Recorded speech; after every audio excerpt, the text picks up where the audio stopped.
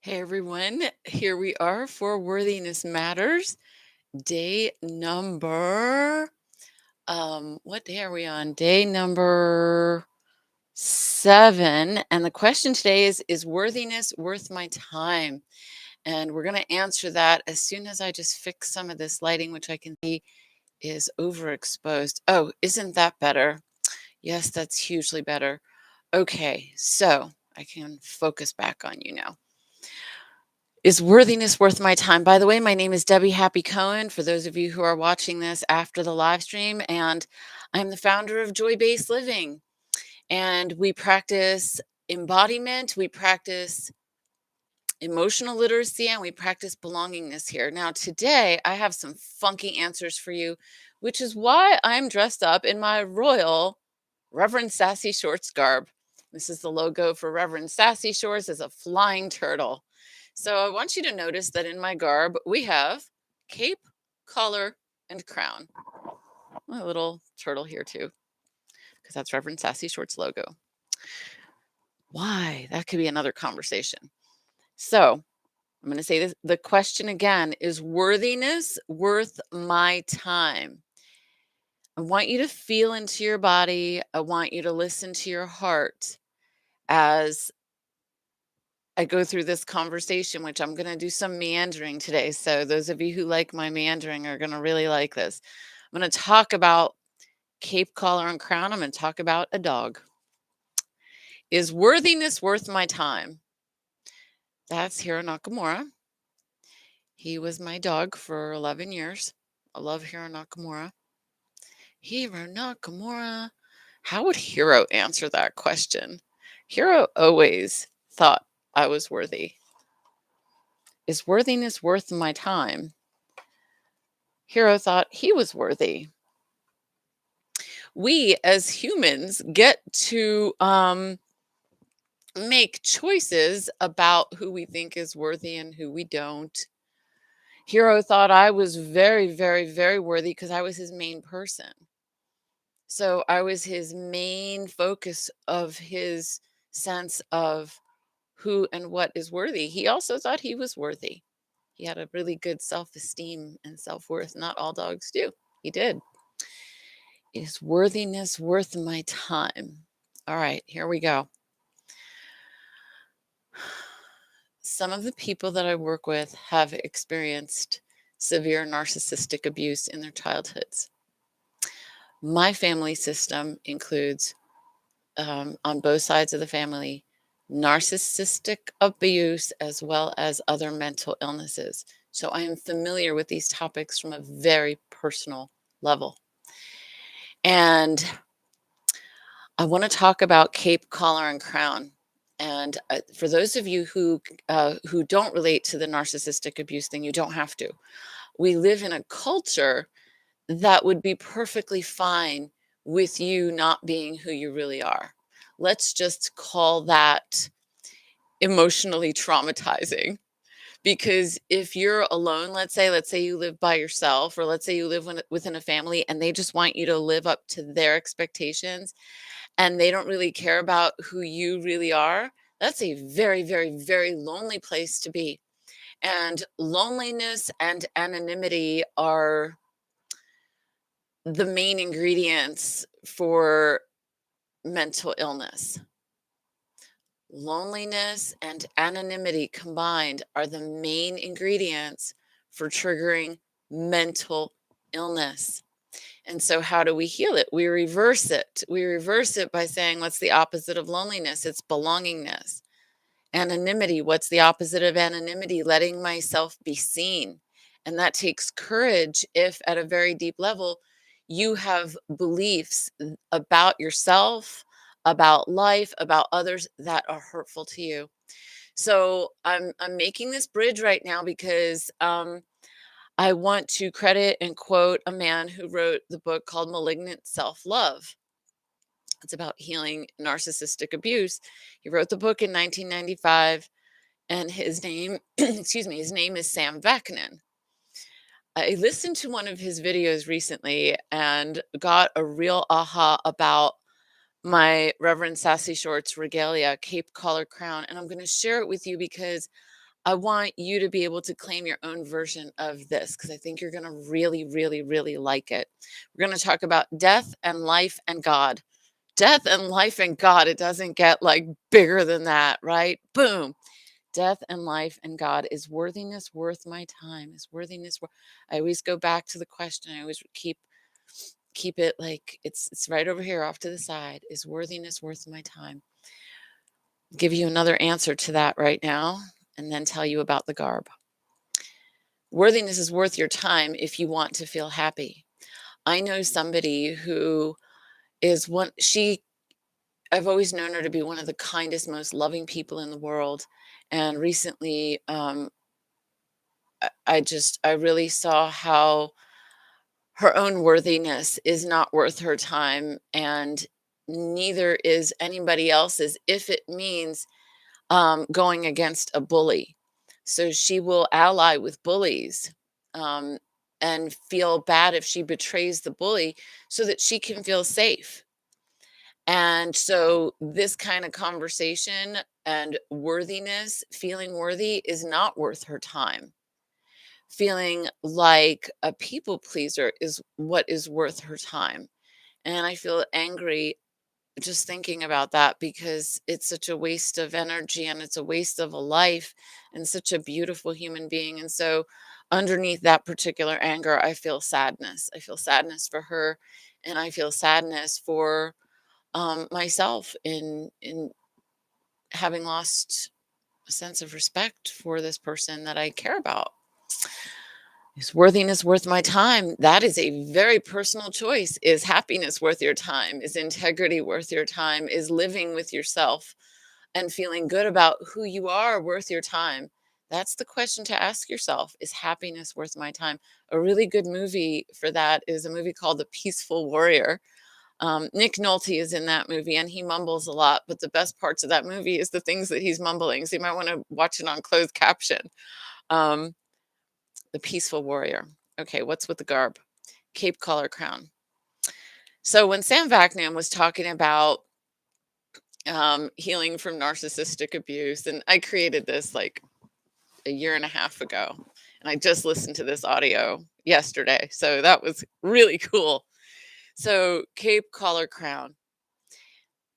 Um, Death and God and life. Death and God and life. Death and God and life. A cape is protection from a villain. It's a superhero cape as protection from villains. So think about the Incredible Hulk. The Incredible Hulk didn't want to hit everybody and beat up everybody. He wanted to pummel anybody who was hurting somebody else. So anybody who he saw as being a villain is who he would want to hurt. The Teenage Mutant Ninja Turtles. And no, that's not why Reverend Sassy Shorts is the turtle thing. That's another story. Um, Teenage Mutant Ninja Turtles, they would go out and fight for justice, right? So they would clean up the streets of villainhood and badness and people being mean to each other to create safe spaces in the world. So the cape represents, okay, so if somebody is being actively trying to harm you, and that actively trying to harm you could mean physically, but it could also mean psychologically. It could mean, oh, I remember watching that movie with Reese Witherspoon called Sweet Home Alabama, and her mom, before her wedding, was putting on this helping her put on her veil. Oh, how symbolic is that? And to convince her to marry this very wealthy man from New York. And her mom just wanted her to live the life that her mom wanted her to live. And you could see Reese Witherspoon going, "This isn't right for me. Something's not right. Something isn't feeling right." But she didn't have the courage to put on her superhero cape and say, "Fuck off, mom." So she went along with going to get married, but she ended up finding her true voice, which is how she became like a superhero for me in that particular storyline. Like, oh, she maintained truth to her own voice, because if she didn't, there would really be no story. There would be no movie. I wouldn't even care. Other people wouldn't care either. We cared and we loved the movie because she maintained dignity and truth to her own voice, but she had to kill her mother's voice to do it. She had to kill what her mother wanted for her. She had to let her own inner voice rule. So when death comes at you, because her mom would have killed her true voice, you you respond with life. You respond with, this is what's true, this is what's right. And in order to do that, you have to be really, really in tune with what you really feel. You have to have a sense of self-worth in order to even be in touch with what you feel.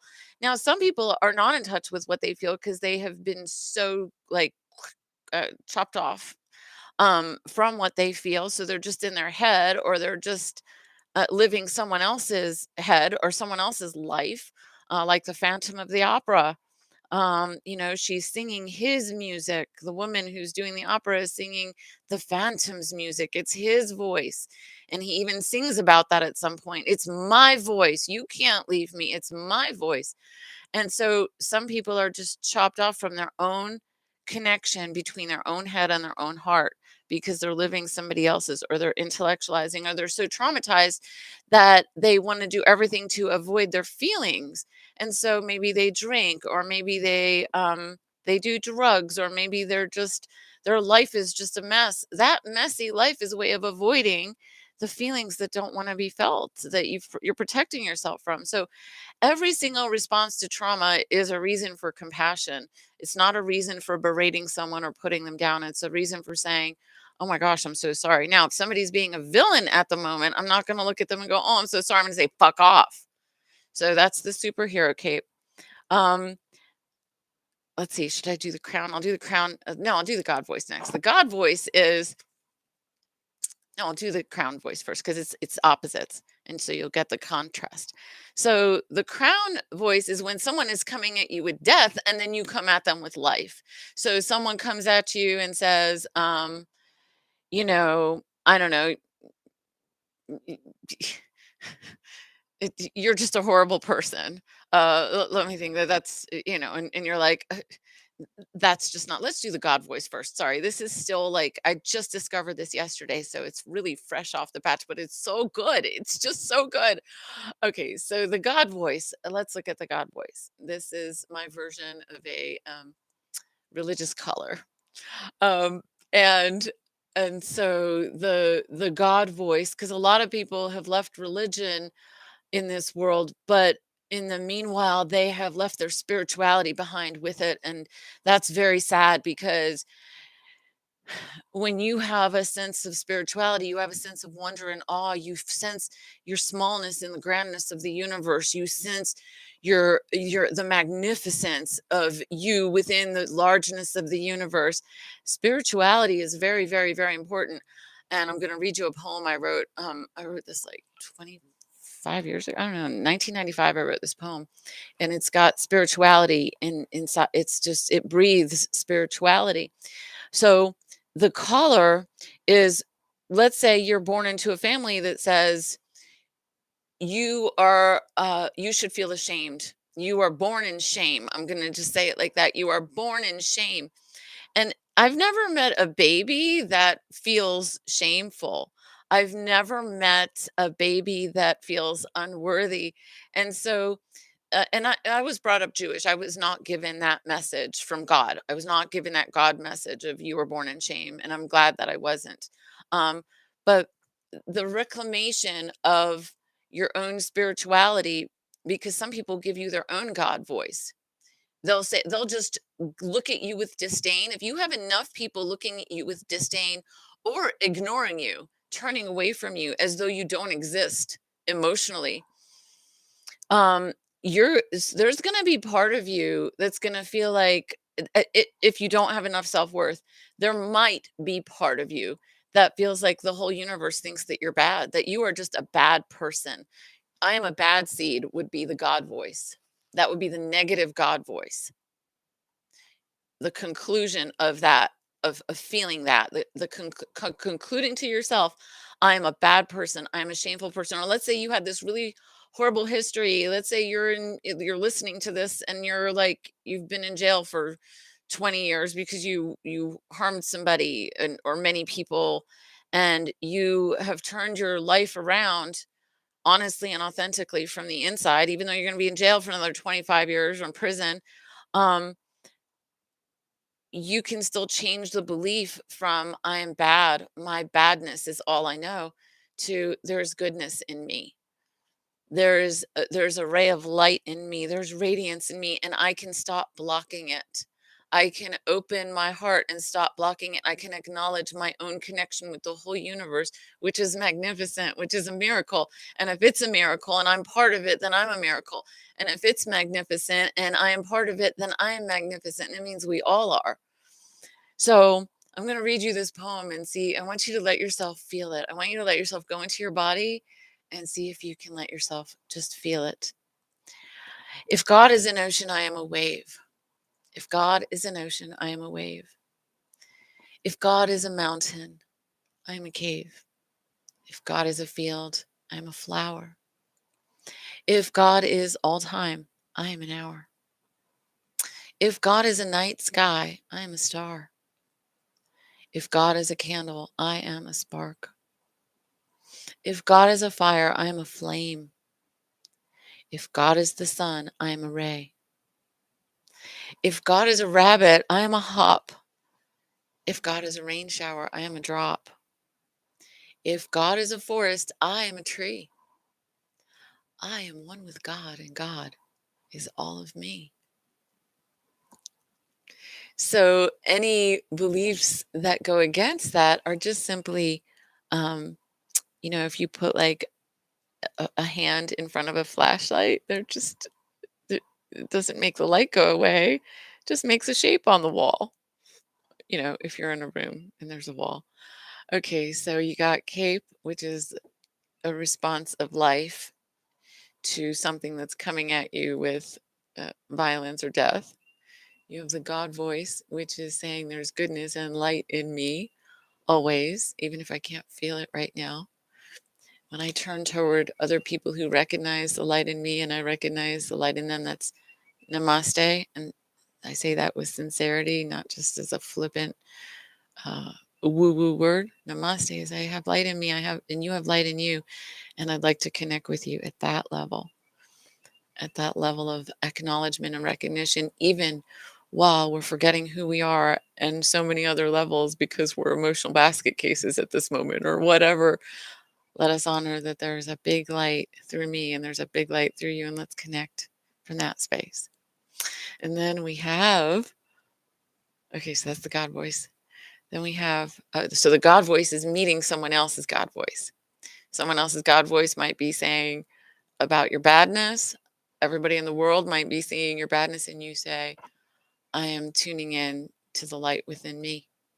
And that's real. That is more real than all the voices out there. That is my God voice, meeting their God voice with strength. And that's an act of self-worth. Worthiness matters. And then we have the crown. The crown is when someone comes at you. I've been saying this a little backwards. I'm sorry, but I think you're going to get it anyway. Don't worry about it.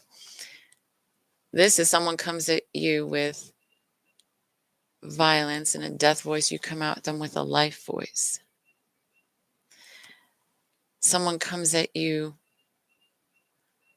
The reason it's confusing is we're talking about the authentic self versus the self that you create for other people, the unworthy self, the one that feels unworthy for you to be who you are. This is a response that says, you come at me with, wait, this is life.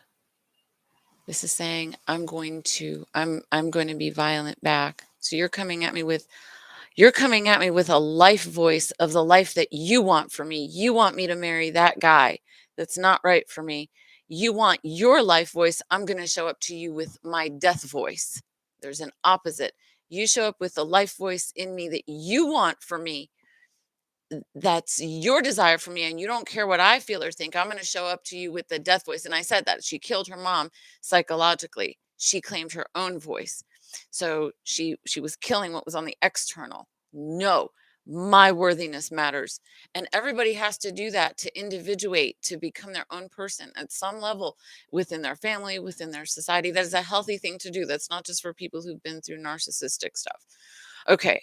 So they come at you with death, you come at them with life. They come at you with God, you come at them with your own version of your experience of God. And then we have crown. They come at you with life, and this is where I'm getting confused, but I had it yesterday really clear, and I'm really sorry about that. Let me see if I can close my eyes and figure that out right now to share it with you. If I come at them with death to protect that. Oh, they're coming at me with life. So if they come at me with death, oh, it's easy. If they come at you with death and they but it's not like you are a bad person. It's on a physical level, it would be a little bit easier. On a physical level, it would be somebody's coming at you and they want to throw something at you. For me, here's how it showed up the other day. Someone was visit. Someone was showing up and gossiping about someone else who I care about, and I saw this person is about to be alienated and abandoned, and this person showed up with gossip, and I hung up on her. I just hung up. I was like, "No." And that was my life voice.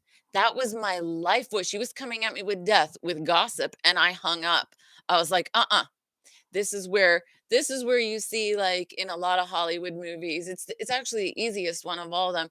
You see somebody trying to hurt someone else, and this is getting a little bit confusing, and I'm sorry, but I think you're getting the idea. This is the voice of life. This is the one that says, this was my life voice when I hung up on that person. There was my life voice saying, "In my queendom, people don't treat each other that way." I was affirming my queendom. Where here I'm affirming I'm taking out my sword, and saying, I, I'm going to protect the life in me. Here I'm saying, this is my queendom I'm protecting, and we don't behave that way here. And if anybody within my queendom is on any regular basis shaming, abandoning, or betraying for reasons that are not okay, because it's okay to abandon someone if they're being like just a real jerk all the time. But if somebody's doing shame, abandonment, betrayal to people who are being kind and they are not correcting it, because everybody makes mistakes. I might betray somebody or abandon them unknowingly, not meaning to. And if I'm told, "Hey, this is what you did," and I agree, "Yeah, you're right, this is what I did," I will apologize for that, and I expect everybody in my queendom to treat each other that way. So that is my life. That's me giving life. Where here it's me protecting, protecting my insides. Here is me protecting the life on the outside. So as we go forward, I'm sure I'll get clearer about this. I'm going to close my eyes one more time and just tune in and see if there's anything more I want to give you about crown, because it's Cape Collar Crown. Cape Collar Crown, it's all about authority. There have been like it- I know that some of you have heard this already, but I'm going to share it again because it's worth sharing. Where somebody's in a hospital room and they're being given their last rites, but and there's a priest giving them their last rites, and they're Catholic, and so they believe in the priest, but they were not scheduled to die. The person in the room next door was scheduled to die, because the person was wearing a robe and they were Catholic. They listen, the authority that the priest had in their life is had more weight inside of them than their own truth, that they weren't sick, they weren't on their deathbed, they weren't supposed to be given their last rites, and then they died. So that is the power of authority. That's the power of when someone says, "A doctor said," or "A priest said," if you're in that religion, or whatever it is, a voice of authority for you, in different areas of your life. This was my way of claiming my own inner authority. It's Cape, Collar, Crown. Cape, I am my own superhero. Collar, I am my own clergy. And crown, I am my own queen. I am my own monarch. I'm my own in my world. And that all of this has everything to do with worthiness. I am willing to, if somebody else's version of life is coming at me, I'm willing to stand strong for what I feel and think and want and desire from an authentic level. If someone's God voice is coming at me, like, "You are unworthy," no, my voice coming, my voice is more true than your voice. And If someone comes at me with y- y- deadly woundings like shame, abandonment, betrayal, because those will kill people. Those will break down your immune system. I will come back with a life voice that's much bigger than me. And so, much bigger than me, meaning I don't just want to feel like a queen in my own home. I want to feel like a queen within a group of people who love me and who love each other, and we are all our own queens. We are our own, holding our own space with regalness and love, a benevolent, loving, kind queen who has festivals all the time for her people, right? Isn't that what we want? I mean, if you were a queen and you're having a festival, I want to come to your festival. You come to my festival. And so that's how we create life giving subcultures of wellness. So I'll give you another movie. The last movie I'm going to give here is the movie Tangled, and it's about a girl who it's the Rapunzel storyline Disneyfied, and she is literally being gaslighted in such a narcissistically abusive way that I was shocked that the movie became as popular as it did, because that is the most truth telling story about narcissistic abuse. The only part that wasn't as truthful was, you don't really see what that girl's going to have to go through to heal all that shit. But then at the end, she does go home to her true parents. She finds her true parents and they have a festival, and everybody, there's like flowers and dancing, and everybody's like just having a good time, and being sassy and silly and having a good time. And so that's what I want you to create for yourself. I want you to create environments that are life-giving. I want you to create a sense of reverence for your own sense of spirituality and who you are in this universe. And I want you to create a sense that you can protect yourself and your own authenticity, and that you're going to get as strong as you can as far as knowing what you truly feel inside your heart, so that you can be the most authentic person, with a sense of self-worth, giving to the world in a way that is right and good for you. Back to that movie, and this is where we'll wrap up. Back to that movie with Reese Witherspoon. She does end up with a guy that she really loves in her heart, who she really loves. That's who she ends up with. That's why we love the movie. And that's what I want for you. That movie is just representative of a storyline of you. If you watch that movie from a perspective of every one of those characters represents something in me. So the mom was being a betrayer of Reese Witherspoon's heart. The husband, who she was going to marry and have the big wedding, that was not from the truth of her heart, but he was clueless. He represents the clueless part of you. He was like, when she woke up and was like, "Oh, I still love the other guy." He was like, he looked at her, he's like, "Oh, that's what it feels like." So he wasn't evil. He wasn't trying to betray her. He had abandoned himself. He was clueless. He had his own narcissistic mother. So, what we're practicing here in wrapping up, we're practicing honor, commitment, and loyalty. Those are the healing fields for shame, abandonment, betrayal. Now, I don't know which of these is honor, commitment, and loyalty. Loyalty is a big one, so this is probably loyalty for me. Honor and commitment. This probably feels like honor, and this probably feels like commitment. We're practicing honor, commitment, and loyalty. And one of the things I love about this garb of Reverend Sassy Shorts is that it really is uniquely mine, and I hope that it encourages you to, because it's so silly, and because it doesn't look like a priest's robe or a doctor's robe, where you might go, "Oh no, I would need a lot of schooling for that," or "I'm not that I would really." I want you to find your own version of cape collar crown. It doesn't have to be a cape collar crown. I want you to find your own version of acknowledging your worthiness in terms of um, you know different items of clothing, or different things that you surround yourself with, that reflect back to you and remind you about your own worthiness. I'm here doing this workshop series, not this workshop, this series of Worthiness Matters, because I believe that you're worthy, and I want more people in my world to recognize their own worth. I'm going to read the question one more time and then we'll close. Is worthiness worth my time? I'll let you answer that question. See you tomorrow. Bye for now. Love you.